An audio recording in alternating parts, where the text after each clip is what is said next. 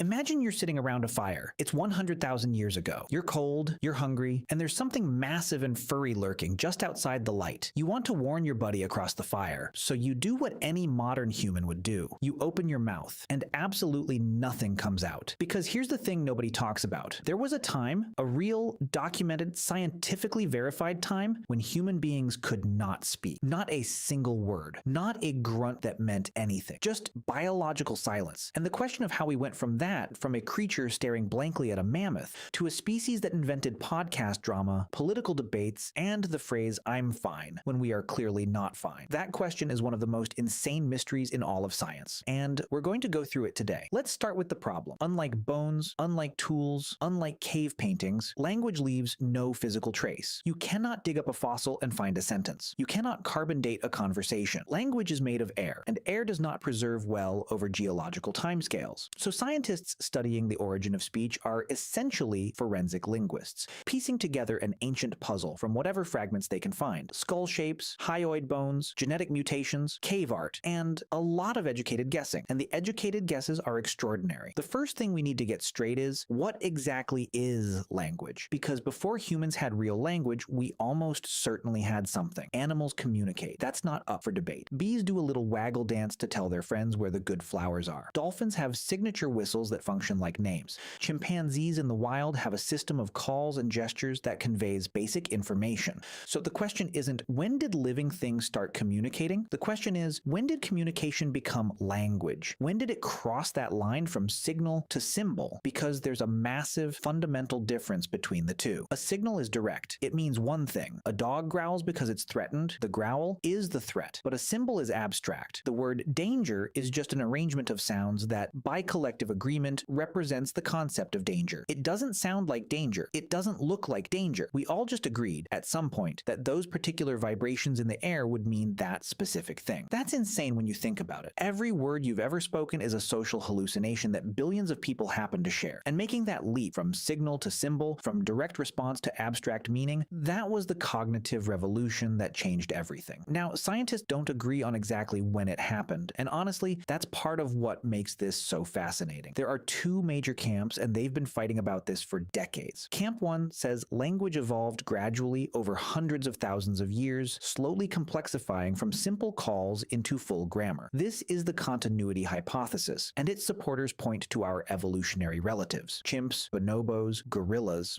who already show rudimentary symbolic thinking. They can learn signs. They can combine symbols in new ways. They seem to understand that things have names. So maybe language is just the end point of a very long road that started way, way back. Camp 2 says something very different. They say there was a moment, a specific leap, probably somewhere between 100,000 and 50,000 years ago, when something clicked in the human brain. Some mutation or some threshold of brain complexity that suddenly unlocked full recursive syntax, the ability to embed ideas inside other ideas. The man who I think knows the woman who lost the dog. That kind of complexity. Sentences inside sentences inside sentences. And before that moment, there was nothing even close. This is the discontinuity hypothesis, and if it's right, then language didn't grow. It erupted. The truth is probably somewhere in between, and it involves several different pieces coming together at different times. Let's talk about the body first, because language isn't just a mental thing, it's a physical one. To produce the range of sounds that make up human speech, you need a very specific anatomy. And for most of evolutionary history, our ancestors didn't have it. The key structure is the larynx, your voice box, and more specifically, its position in the throat. In most mammals, including our closest relatives, the chimpanzees, the larynx sits high in the throat. This is actually useful for them. It means they can breathe and swallow at the same time, which reduces the risk of choking. Practical, efficient, but it severely limits the range of sounds they can produce. In humans, the larynx is positioned much lower. This creates a larger resonating chamber, the pharynx, which is what allows us to produce the full range of vowels and consonants that make speech possible. The trade-off, we can choke. We are literally the only mammals that regularly die from inhaling food. Every year, thousands of people choke to death on things like poorly chewed steak or ambitious sandwiches. Evolution looked at the ability to speak and said, yes, worth the risk of dying to a rogue piece of bread. The descent of the larynx likely happened gradually over millions of years, and different species of the genus Homo had it to varying degrees. But here's the frustrating part. Larynx position isn't preserved in fossils. Soft tissue doesn't fossilize, so we're back to inference and probability. What does preserve is is bone. And there's one bone in particular that gives us clues: the hyoid. The hyoid is a small, U-shaped bone in your throat that anchors the muscles used in speaking and swallowing. It's the only bone in the human body that doesn't articulate with any other bone. It just floats in there, held by muscles and tendons. And because of its relationship to the muscles involved in speech, its shape can tell us something about an ancient hominid's vocal capacity. In 1989, a complete hyoid bone was found at a Neanderthal burial site at Kebera Cave in Israel. It was 60,000 years old, and when scientists analyzed its shape, they found something remarkable. It was nearly identical to a modern human hyoid. This was a huge deal. It suggested that Neanderthals, our thick-browed, stocky cousins who lived across Europe and Asia for hundreds of thousands of years,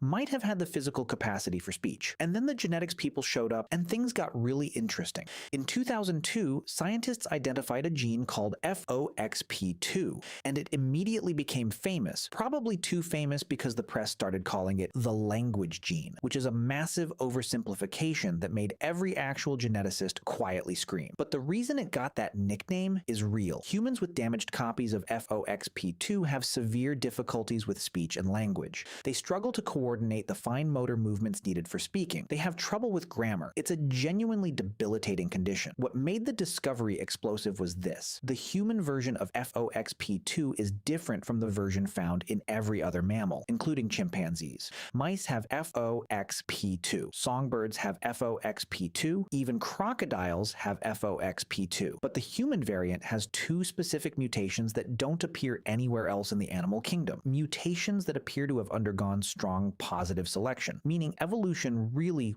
wanted us to have them. And then researchers tested Neanderthal DNA. They had Neanderthal DNA. They had extracted it from ancient bones. And when they looked at the FOXP2 gene, the Neanderthals had the same human mutations, the same ones, which means Neanderthals and modern humans shared this genetic adaptation for speech. And since both lineages diverged from a common ancestor at least 400,000 years ago, FOXP2 had to have been present in that common ancestor too. Or it evolved independently in both lineages, which would be such a jaw-dropping coincidence that most scientists refuse to believe it. So here's where that leaves us. By at least 400,000 years ago, possibly earlier, our ancestors had the genetics for the physical coordination needed for speech. By 60,000 years ago, at the latest, Neanderthals had the physical throat anatomy that could support complex vocalization. And sometime before that, somewhere in the lineage leading to modern humans, the brain had wired itself for symbolic language. But none of this tells us what those first words actually were. And this is where things get wonderfully weird, because there are several competing theories, and some of them are absolutely hilarious. The oldest and most dismissive theory is called the bow wow theory. The idea is simple. The first words were imitations of sounds in the environment. You see a dog, you say something like the noise it makes. You hear thunder, you name it after the sound. This is called onomatopoeia, and it's real. Words like crash and buzz and hiss are clearly rooted in the sounds they describe, but it can only account for a tiny fraction of vocabulary. You can't really onomatopoeia your way to words like justice or therefore or bureaucracy. At some point, you need arbitrary symbols. Then there's the poo-poo theory. Yes, that's its real academic name. This one suggests that language began from involuntary emotional sounds. The ouch when you stub your toe, the sigh of relief, the laugh. And while these vocalizations are clearly ancient and deeply embedded in our biology, they're also largely instinctive and uncontrolled, which makes it hard to see how they evolved into deliberate, structured language. There's the yo-he-ho theory, which proposes that rhythmic grunts made during coordinated physical labor, hauling a heavy log, rowing together, pulling a rope, gave rise to the rhythmic patterns underlying speech. Think of sea shanties as a living fossil of proto-language. There's actually something to this. Music and language share enormous overlaps in the brain, and many researchers believe they co-evolve, which would mean that singing came before speaking. And then there's the ta-ta theory, which is genuinely delightful. It suggests that language began as vocal imitations of gesture, that early humans were gesturing with their hands and their mouths started mimicking the movements, gradually turning physical signals into vocal ones. The idea has been mostly abandoned, but it lives on as a reminder that the history of linguistics includes people naming theories after nonsense syllables. The gesture hypothesis, though, the broader idea that language may have roots in hand and body gesture, is taken much more seriously. And here's why. Look at the brain. The area of the brain responsible for language in modern humans, Broca's area, is closely linked to areas that control fine motor movements of the hands. In non-human primates, this same region seems to be involved in processing manual gestures and facial expressions. The connection is not accidental. Moreover, many features of language make more sense. Pointing is arguably the most fundamental linguistic act. It means attend to that thing over there, and pointing with a finger appears to be unique to humans and possibly great apes in captivity. Chimps in the wild almost never point. Infants learn to point before they learn to speak. There's a powerful argument that language began with the hands and the voice caught up later, which brings us to perhaps the most important and underappreciated part of the whole story, the social brain. You can have the right anatomy, you can have the FOXP2 gene, you can have vocal cords and a low larynx and Broca's area all wired up and ready to go. But none of it matters unless you have the cognitive infrastructure for what language actually requires. Theory of mind. Theory of mind is the ability to understand that other beings have thoughts, beliefs, and intentions that are different from your own. It's the ability to model another mind. And language,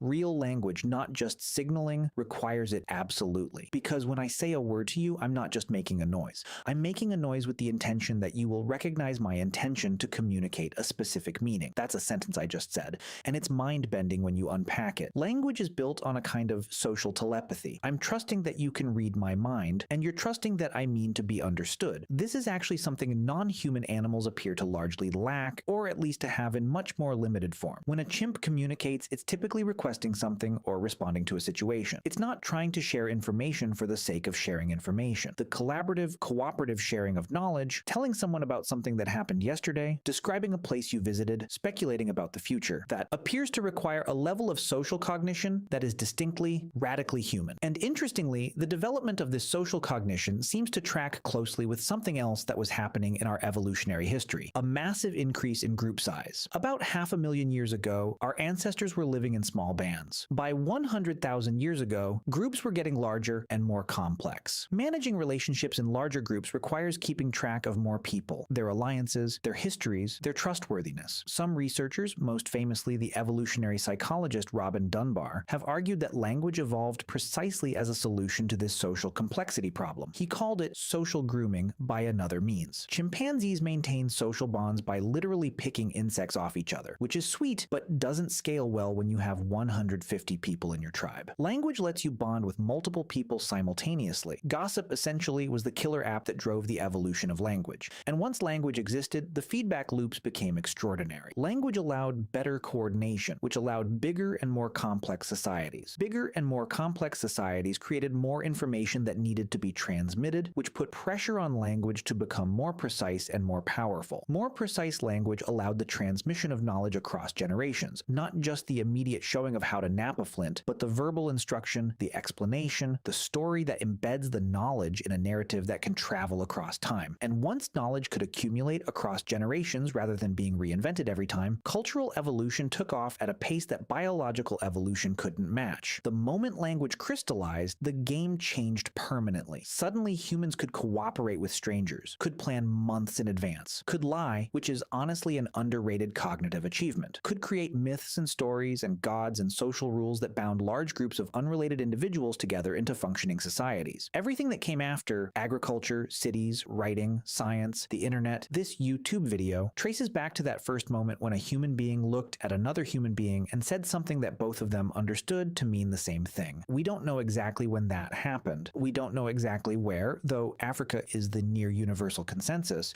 We don't know what the first word was, and we almost certainly never will. But we can say with reasonable confidence that by 70,000 years ago, when modern humans suddenly began doing things that look dramatically different from anything before, creating art and jewelry and complex tools and trading across vast distances, language was there, fully functioning, turning individual minds into a shared project. The behavioral explosion that archaeologists call the Upper Paleolithic Revolution is, in many ways, just the visible fingerprint of language. The cave paintings at Chauvet, 36,000 years old, depicting animals with movement, with depth, with narrative. They are the work of minds that had stories. The Venus figurines scattered across Europe, the carved flutes made from vulture bone, the careful arrangement of red ochre and shells as personal decoration. All of these are the products of a species that had learned to take things that existed in the mind and make them exist in the world. That is what language does. It externalizes thought. It makes the invisible visible, the temporary permanent, the individual collective. And here's the thing that should genuinely blow your mind. Every language on Earth today, all 7,000 of them, from Mandarin to Swahili to Basque